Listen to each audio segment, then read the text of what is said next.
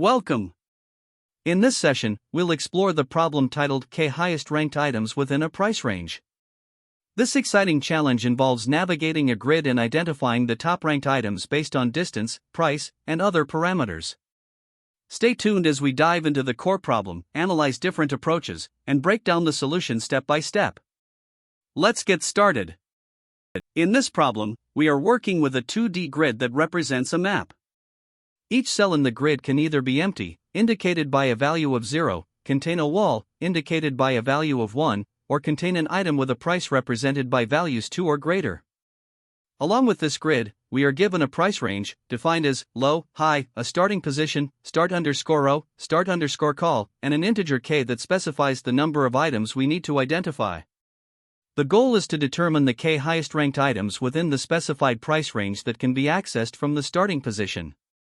The ranking of these items follows a clear priority order: first, by the shortest distance from the starting cell; second, by the item's price, with lower prices being ranked higher; third, by row number, where smaller row numbers are ranked higher; and finally, by column number, where smaller column numbers are ranked higher. The result should be a list of coordinates of these items, sorted by this ranking. If fewer than k items are reachable, we simply return all reachable items instead. To summarize the input for this problem, we have the grid, which is a 2D array representing the map, and pricing, a list containing the lower and upper bounds of the price range. The start parameter provides the starting position within the grid, while k specifies the number of items we need to return. The output will be a list of coordinates for the k highest ranked items, sorted according to the given criteria. For example, consider the first example provided. Here, the grid contains walls, empty cells, and items with prices. The price range, 2, 3, means we are only interested in items with prices 2 or 3, and the starting position is 2, 3. The goal is to find up to 2 items that meet the ranking criteria. The output for the first example is 2, 1, 1, 1. Starting from the position 2, 3, we can see that 2 reachable items fall within the price range: 2, 3, 1 at position 2, 1, with price 2 and distance 3, and another at position 1, 1, with price 3 and distance 3. Since both items have the same distance, the next ranking criterion, the price, is used to prioritize them. The item with the lower price, 2, 1, is ranked higher, followed by 1, 1. As a result, the coordinates of these 2 items are returned in the order 2, 1, 1, 1. In the second example, the input is the same as before, but now k is set to 5, meaning we are allowed to return up to 5 items. However, the reachable items remain the same as in the first example: 2, 1, and 1, 1. Since there are fewer than k items available, we simply return all of the reachable items, which are again 2, 1, 1, 1. This demonstrates that the solution handles cases where there are fewer reachable items than the specified value of k by returning all reachable items without any additional modifications. In the third example, the grid and starting position change. The grid now has items in the bottom row, and the starting position is 0, 0. The price range remains 2, 3, and k is 3. From the starting position, the only reachable items within the price range are 2, 0, with price 2 and distance 4, and 2, 1, with price 3 and distance 5. Since no other items are reachable, the result is 2, 0, 2, 1. These items are sorted first by distance, and in cases of ties, by price. This ensures the output respects the ranking criteria. Finally, there are several constraints and edge cases to consider. The grid can be as large as 100x100, so the solution needs to be efficient. Items in the grid are guaranteed to have a price of at least 1, and the price range, low, high, is always valid. If no items are reachable from the starting position, the output should be an empty list. When fewer than k items are reachable, we return all of them. Additionally, ties in ranking must be resolved using row and column indices as tiebreakers. Lastly, walls block movement, and the solution must handle these obstacles correctly while ensuring correctness even for large grid sizes. To tackle the problem of finding the k highest ranked items within a price range, we need to carefully consider how to handle multiple constraints like distance, price, and row column order. The first approach we considered was a brute force method. In this approach, we would iterate through the entire grid to identify cells that fall within the given price range. For each valid cell, we calculate its distance from the starting point, then sort all these cells based on the ranking criteria. Finally, we return the top k items from the sorted list. However, the brute force approach is highly inefficient. It computes distances for every reachable cell and performs a full sort, resulting in a time complexity of approximately O, m*n*log, m*n, where m and n are the grid dimensions. This inefficiency makes it unsuitable for larger grids, as the computation time grows quickly with the grid size. To improve efficiency, we explored an optimized approach using breadth-first search, BFS, combined with a priority queue. With BFS, we start from the given starting point and expand outward level by level, ensuring that cells are processed in increasing order of distance. For cells that are equidistant, we use a priority queue to manage them based on secondary criteria such as price, and then row and column order. This way, we can dynamically maintain the top k items without performing a full sort. Additionally, the search can be terminated as soon as k items are found, avoiding unnecessary processing. The time complexity of this approach is approximately O, m*n for the BFS traversal, plus O, k*log, k, for managing the priority queue. This makes the solution far more efficient compared to brute force, as it focuses only on reachable cells that meet the criteria. Another approach we considered was depth-first search, DFS. While DFS can explore all reachable cells, it does not process cells in distance order. This means we would need to sort the results afterward, adding significant overhead. As a result, DFS is less efficient than BFS for this problem. After evaluating these options, we chose the optimized BFS with a priority queue as our final strategy. This approach strikes the right balance between efficiency and simplicity. BFS ensures that cells are processed in the correct order of distance, while the priority queue efficiently handles the secondary ranking criteria, such as price and row column order, without requiring a full sort of the entire dataset. This makes the solution scalable and avoids unnecessary overhead. Additionally, BFS is straightforward to implement in a way that respects grid boundaries and obstacles, which is often more challenging with DFS. There are also some key observations and trade-offs to consider with this strategy. First, the spatial constraints of BFS ensure that we only process reachable cells, reducing unnecessary computations. Second, the use of a priority queue makes sorting efficient, unlike brute force or DFS-based approaches, which would require full sorting. Finally, the O, m*n, traversal time of BFS is optimal for grid-based search problems, making this approach well-suited for larger grids. When comparing BFS to other approaches, its advantages become even clearer. Unlike DFS, BFS processes cells in the natural order of increasing distance, so we don't need additional post-processing to enforce distance order. Compared to the brute force method, BFS avoids the inefficiencies of computing distances for all cells and sorting a large list, thanks to its traversal order and the use of a priority queue. Overall, the optimized BFS with a priority queue provides the best balance between correctness, efficiency, and simplicity. By focusing on reachable cells and leveraging the natural properties of BFS and the priority queue, this approach ensures that we can solve the problem effectively, even for larger and more complex grids. In this problem, we are tasked with identifying the k highest ranked items within a grid, where each item must fall within a specified price range. The ranking of these items is determined by three key criteria in order of priority: the shortest distance from the starting position at the top left corner of the grid, the price of the item with lower prices being ranked higher, and finally, the row and column indices, where smaller indices are prioritized. The grid itself can contain positive integers representing the prices of items, 0 for empty cells, and -1 for obstacles. Our goal is to return the row and column indices of the top k ranked items that satisfy the price range, or an empty list if no such items exist. This sets the foundation for our algorithm, which will systematically parse the grid, evaluate items, and determine their rankings based on these criteria. To begin solving this problem, we need to represent the grid as a two-dimensional array. Since our ranking relies on distance as the primary criterion, we use a breadth-first search, or BFS, which ensures that we explore cells level by level, starting from the shortest distance. For this, we initialize a queue to manage the BFS traversal, where each entry in the queue contains the row, column, and current distance. To avoid revisiting cells, we also maintain a visited set, ensuring that we process each cell only once. Additionally, we create a result list to store items that meet the specified price range. By structuring our data in this way, we lay the groundwork for efficiently traversing the grid and identifying valid items. The next step involves performing the BFS traversal. We start at the top left corner of the grid, initializing the queue with the starting position, which has a distance of 0. As we process the queue, we dequeue the current cell and check its validity. If the cell has already been visited or is marked as an obstacle, we skip it.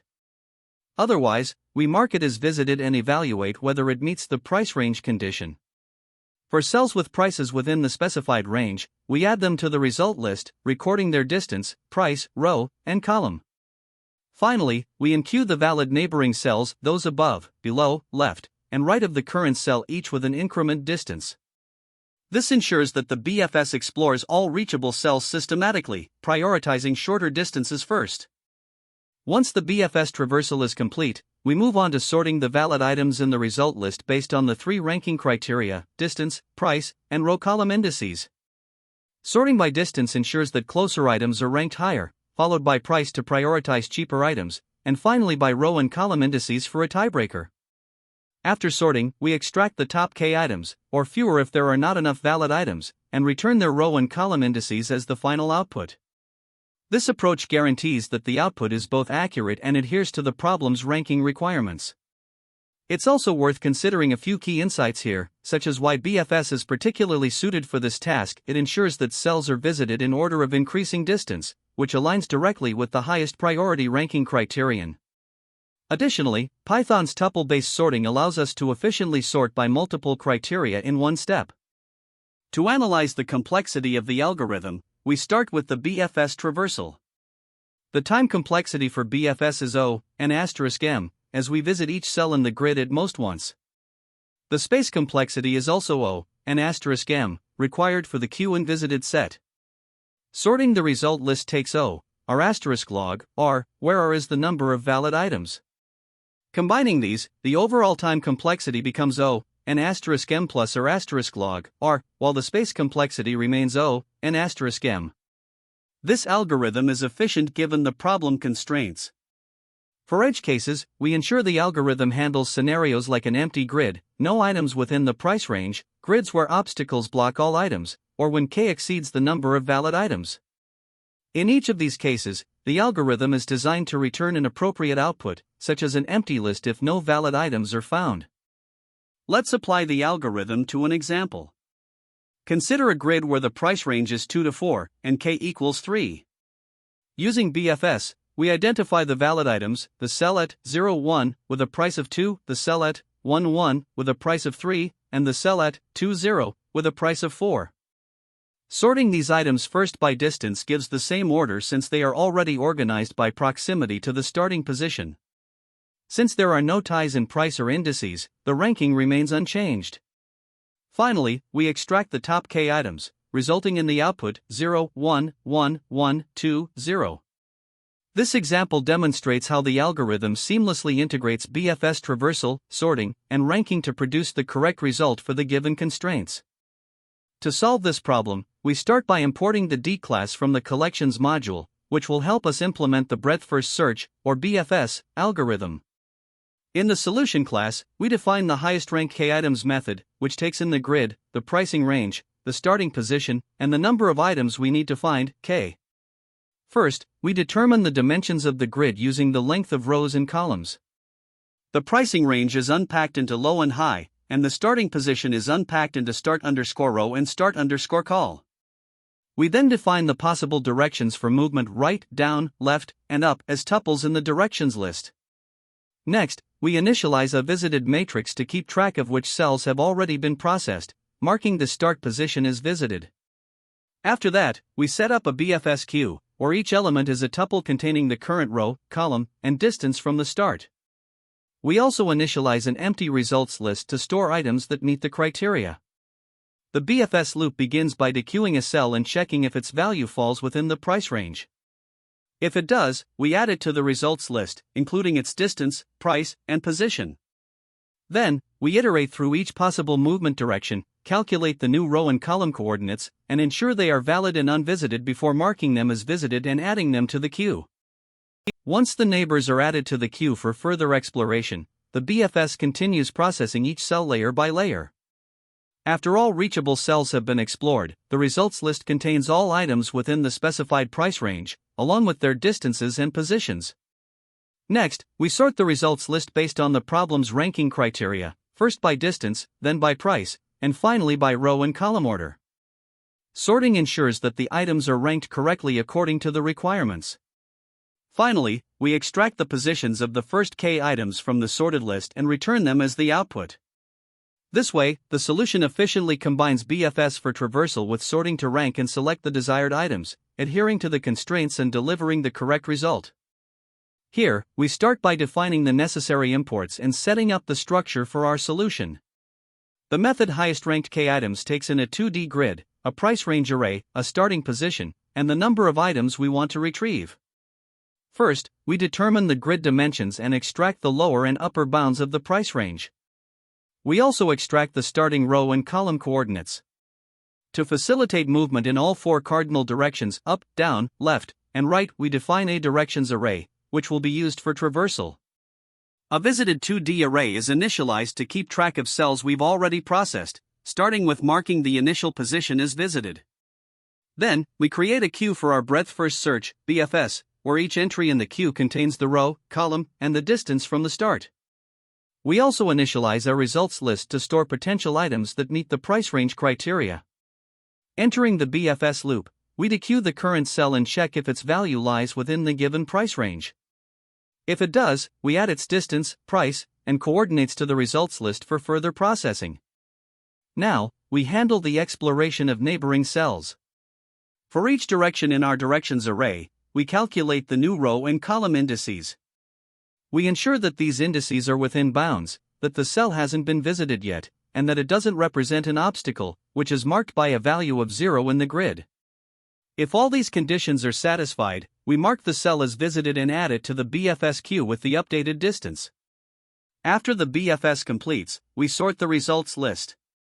The sorting criteria are hierarchical, first by distance, then by price, followed by row index, and finally column index. This ensures that the items are ranked correctly according to the requirements. Once sorted, we extract the positions of the top k items.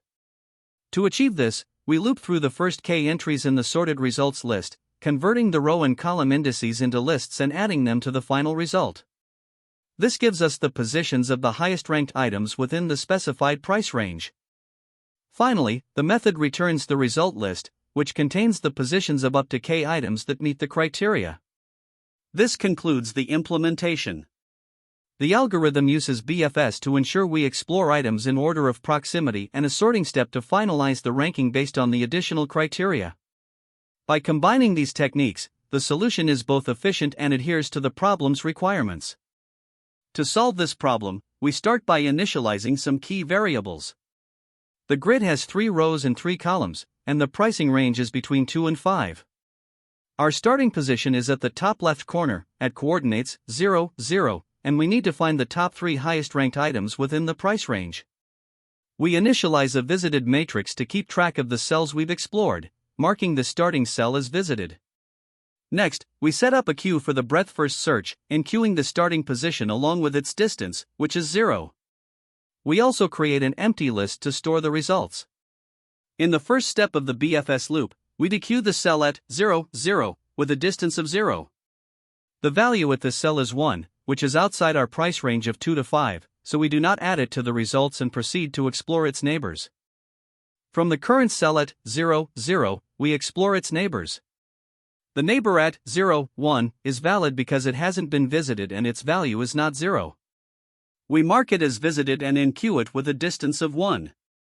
Similarly, the neighbor at 1, 0 is also valid. We mark it as visited and enqueue it with the same distance. At this point, our visited matrix reflects these updates, and the queue now contains the cells 0, 1, and 1, 0, with their respective distances. In the next BFS step, we dequeue the cell at 0, 1 with a distance of 1. The value here is 2, which falls within our price range, so we add it to the results list, including its ranking details. We then explore its neighbors. The neighbor at 0, 2 is invalid because its value is 0, but the neighbor at 1, 1 is valid, so we mark it as visited and enqueue it with a distance of 2.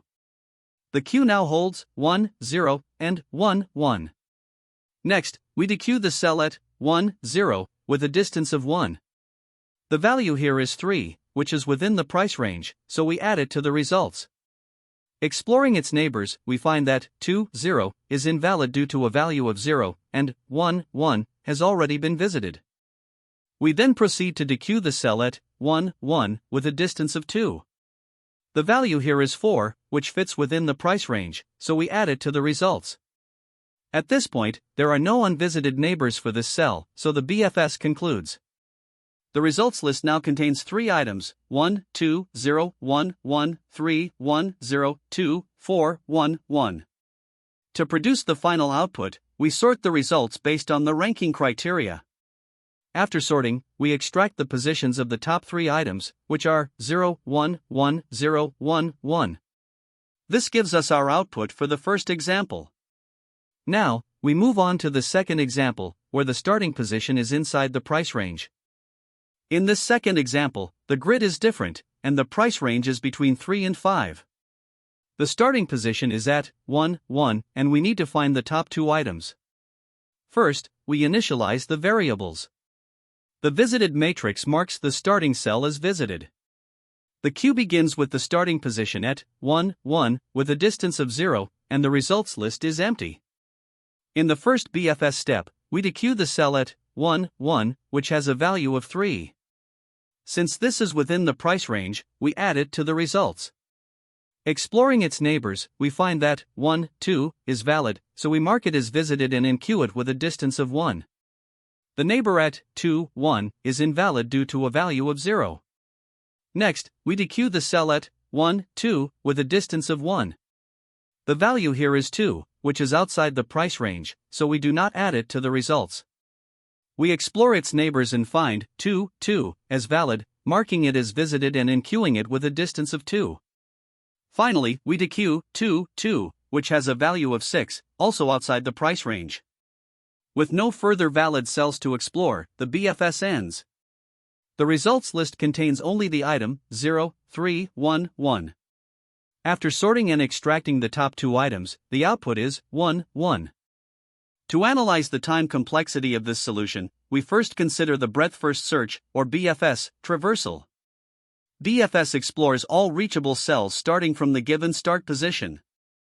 In the worst-case scenario, the traversal may need to visit every cell in the grid, which has dimensions rows by calls, or m by n. This means that the total number of cells to process is m*n. For each cell, we also check its neighbors, up to 4 of them, so the BFS traversal contributes a time complexity of m*n. Additionally, as we traverse the grid, we collect the cells that meet the specified price range. In the worst case, all m*n cells could satisfy this condition, which means we would add all of them to the results list. These 2 steps form the foundation of our time complexity analysis. Now, moving on to the step where we sort the results. Once BFS has collected all the valid cells, we sort them based on the given criteria: distance, price, row, and column. If the number of valid items is p, sorting takes p*log, p, time. However, in the worst case, p could be as large as m*n, meaning sorting would contribute m*n*log m*n to the total time complexity. After sorting, we need to return the top k items from the sorted list. Extracting these items involves slicing the list, which is an O-K operation. Combining all these steps, the overall time complexity becomes m*n for BFS, plus m*n*log m*n for sorting, and O-K for slicing. Since k is generally much smaller than m*n, we can ignore it in asymptotic analysis. The final time complexity is therefore m*n*log m*n. Now let's analyze the space complexity. First, we use a visited matrix to keep track of which cells have been explored during the BFS. This matrix has a size of m*n, contributing m*n to the space complexity. Second, the BFS queue is used to store cells that are being processed. In the worst case, the queue could contain all reachable cells, meaning it contributes another O(m*(n). Third, we maintain a results list to store the valid cells that meet the price range. If all cells satisfy the condition, the list would again have a size of O(m*(n). Finally, during the sorting step, additional space proportional to the size of the list is required, which also contributes O(m*(n). Combining these contributions, the overall space complexity is O(m*(n). When we sum up all the contributions to space complexity, we see that each component, the visited matrix, the BFS queue, the results list, and the sorting overhead adds O(m*(n). Therefore, the total space complexity is O(m*(n). To compare this with a brute force approach, a naive solution would involve iterating through the entire grid, checking each cell's price, calculating its distance from the start position, and storing the results. This approach would repeatedly calculate distances for every cell, leading to a much higher time complexity of (m times n squared).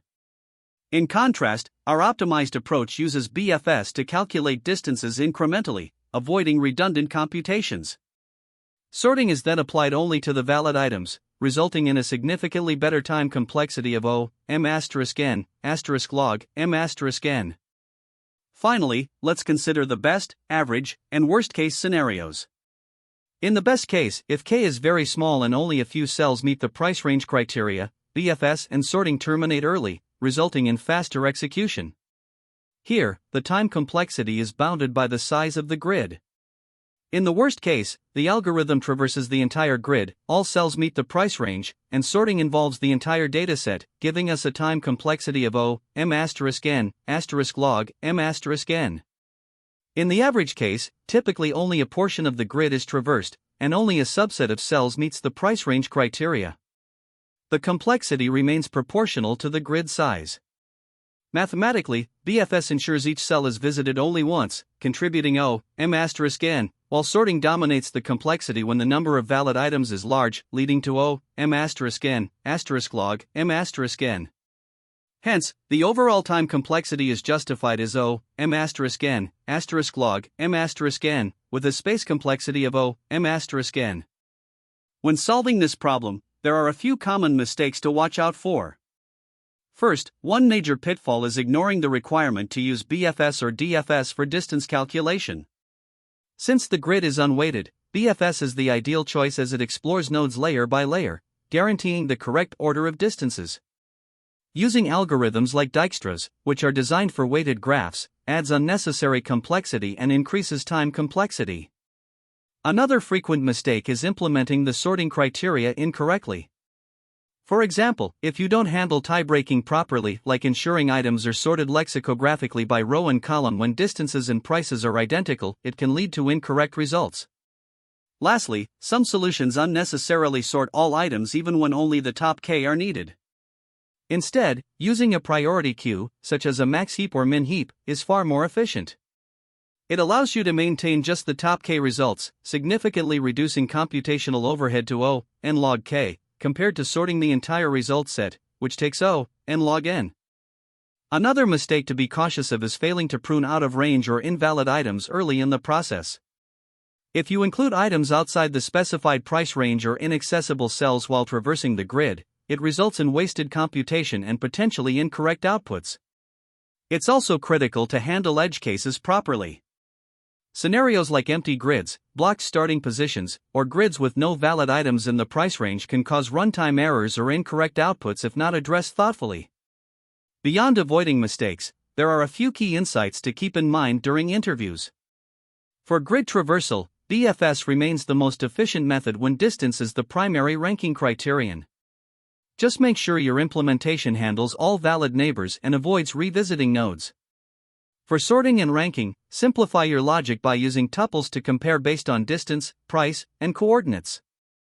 Also, emphasize optimization during interviews, highlight how you skip irrelevant items early and use efficient data structures to maintain just the top K results. Finally, proactively address edge cases. Discuss how you'd handle scenarios like grids with no reachable items or where all prices fall outside the specified range. Exploring related problems can help you build a deeper understanding of the concepts involved. For example, LeetCode 1091, which focuses on finding the shortest path in a binary matrix, is another problem that relies on BFS for distance-based traversal.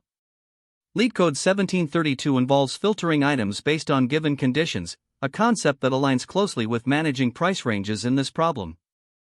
LeetCode 451, which requires sorting characters by frequency, shares similarities in managing multiple sorting criteria. Finally, LeetCode 373 tackles the challenge of finding k-pairs with the smallest sums, where heaps are used to efficiently maintain the top k elements, much like in this problem. Additionally, it's important to evaluate alternative approaches and their trade-offs. While DFS can be used for grid exploration, it doesn't guarantee layer-by-layer traversal, making it unsuitable for problems where distance ranking is critical. Another alternative is sorting the entire result set. Although simpler to implement, this approach is computationally inefficient when only the top k items are needed. Priority queues, on the other hand, offer an optimal solution by focusing on just the most relevant results. There are also some interesting variations of the problem that you might encounter. One such variation involves multi-source BFS, which is useful when there are multiple starting points in the grid. This approach calculates distances efficiently by initializing the BFS from all sources simultaneously, ensuring that the shortest paths from any of the starting points are accounted for. Another variation involves binary search on the price range. If the price range is particularly large, binary search can be a powerful optimization technique. By filtering items within the range before traversal, you can significantly reduce the number of computations required. Both of these variations demonstrate how adapting your approach to the problem's constraints can lead to more efficient and elegant solutions. Thank you for following along.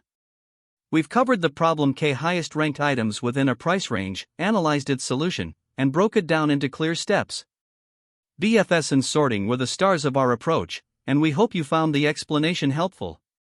Don't forget to practice similar problems and keep building your coding skills. Like, subscribe, and we'll see you next time. That's the end of this tutorial. I hope you found this explanation helpful for understanding the solution to this LeetCode problem. If you enjoyed this content, please consider subscribing to the channel for more coding tutorials and solutions. Feel free to leave a like if this video helped you, and don't hesitate to comment with any questions you might have. Thanks for watching, and happy coding!